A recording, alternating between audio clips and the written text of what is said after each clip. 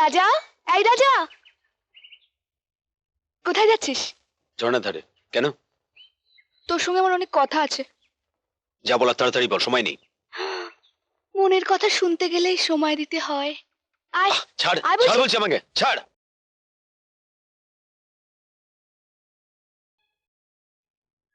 রাজা, ওই পরদেশে আবার এসেছে। পূজার সঙ্গে দেখে এলাম। কি বললি? যা, দলের সবাইকে খবর দে। রাজা, যাস না রাজা, তুই যেতে পারবি না। প্রিয়া, না।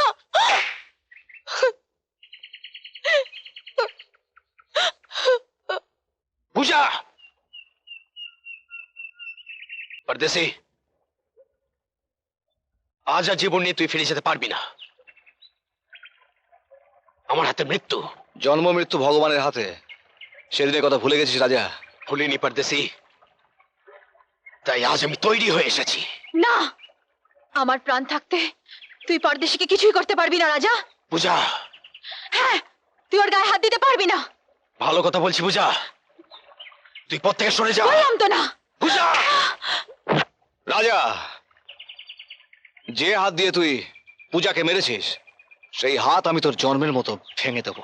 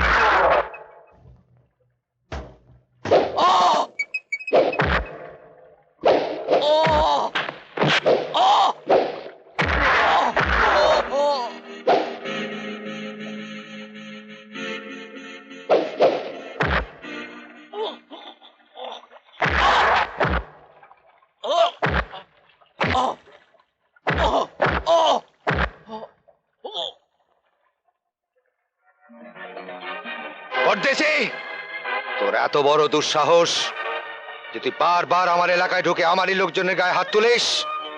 আজ আমি তোকে এমন শাস্তি দেব যাতে ওই সাহস কোনোদিন না হয়। বাবুজি, বাবুজি, ওকে ছেড়ে দাও বাবুজি, ওর কোনো দোষ না। নেই বাবুজি, ওকে ছেড়ে দাও, ওকে ছেড়ে দাও বাবুজি, বিশ্বাস করো ওর কোনো দোষ নেই, চল। ওকে ছেড়ে দাও। পরদেশি, আমার এই হাত তুই ভেঙে দিতে চেয়েছিলি, এখন এই হাত দিয়ে তোকে একটু মেরামত করে দিই। চল। আজ তোর একদিন কি আমার একদিন। নিয়ে চলে কে? বাবুজি, এত বড় শাস্তি যদি তুমি আমায় দেবে তাহলে বলো কেন সেদিন পথ থেকে আমায় কুড়িয়ে এনেছিলে, কন্যা স্নেহে আদর দিয়ে তোমার বুকে ঢাই দিয়েছিলে বাবুজি। পূজা, আমি যদি তোমার নিজের মেয়ে হতাম তুমি পারতে তাকে এত বড় শাস্তি দিতে? না, তুমি পারতে না বাবুজি, তুমি তুমি কখনো পারতে না, তুমি কোনোদিনও পারতে না, পারতে না বাবুজি। দলের সর্দারকেও দলের নিয়ম মানতে হয় বেটি। পরদেশকে ভালোবেসে তুই অন্যায় করেছিস, সবাই তোর বিচার চেয়েছে, আর সে বিচার আমাকেই করতে হবে। তুই আমার নিজের মেয়ে হলেও সে বিচার আমাকেই করতে হতো। ঠিক আছে, তোমাদের বিচারে যা খুশি শাস্তি দাও, তবু আমি পরদেশীকে ভুলে যেতে পারবো না, কোনোদিন ভুলে যেতে পারবো না, কোনোদিনও না। না, আমরা মানি না। দলের সকলের জন্য এক বিচার, আর তোমার জন্য অন্য বিচারে হয় না সর্দার। দলের সর্দার হয়ে তুমি বেইমানি করতে চাও? রাজা, ভুলে যাস না রাজা, ওই পূজা আমার নিজের মেয়ে নয়, ওকে আমি পথ থেকে কুড়িয়ে পেয়েছিলাম, ওর জন্য দলের নিয়ম চলে না। আলবাত চলে। এই তাঁবুতে যে থাকবে, এই তাঁবুর নুন যে খাবে, তাকে দলের নিয়ম মেনে চলতেই হবে। রাজা, নিয়মের কথা যখন তুলেছিস তখন তুইও শুনে রাখ রাজা, দলের নিয়ম অনুযায়ী কোনো বাঞ্জারা মেয়ে যদি কোনো পরদেশিকে ভালোবাসে, তাহলে সেই পরদেশির বুকের রক্ত দিয়ে সে যদি সর্দারের পায়ের বুড়ো আঙুলে লাগিয়ে দেয়, তাহলে তো তাদের মিলনে আর কোনো বাধা থাকে না। আমার পূজা সেই নিয়মই পালন করবে। না না, ওই পরদেশির বুকের রক্ত আমি নিতে পারবো না প্রিয়া, আমি নিতে পারবো না। কেন পারবি না? সামান্য কয়েক ফোঁটা রক্ত যদি না নিতে পারিস, তাহলে তুই পরদেশিকে পাবি কেমন করে? কিন্তু ওর বুকে আমি কেমন করে আঘাত করব প্রিয়া? আমি পারবো না, আমি কিছুতেই পারবো না। এটাই বাঞ্জারানের নিয়ম পূজা। এ কেমন নিয়ম প্রিয়া, যে বুকে মাথা রাখলে আমি আমার সব দুঃখ ভুলে যাই, যে বুকে কান পাতলে আমি আমার নিজের নাম শুনতে পাই? পূজা, সে বুকে আমি কেমন করে আঘাত করবো রে? না, সে যে আমার বুকে এসে লাগবে। আমি তোর দুঃখ বুঝি পূজা,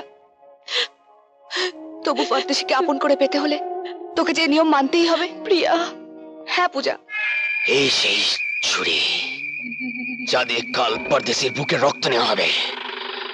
নাগিনী, তুই যদি সত্যি হোস আর তোর বিষ যদি সত্যি হয়, তাহলে পরদেশি কিছুতেই পূজাকে পাবে না, কিছুতেই না, কিছুতেই না, কিছুতেই না।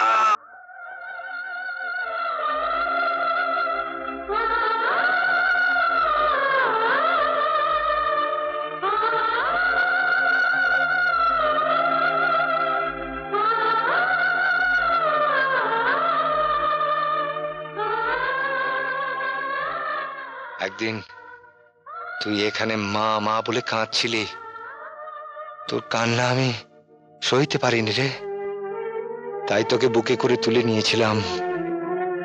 তখন কি জানতাম যে একদিন তুই আমাকে কাঁদিয়ে দিয়ে চলে যাবি।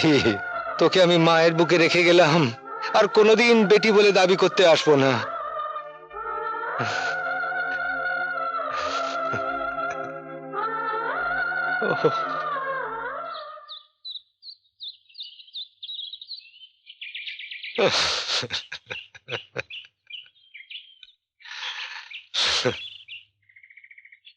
চলো আমরা বাড়ি ফিরে যাই। না না প্রিয়া, তোরা চলে যা, আমাকে একটু একা থাকতে দে।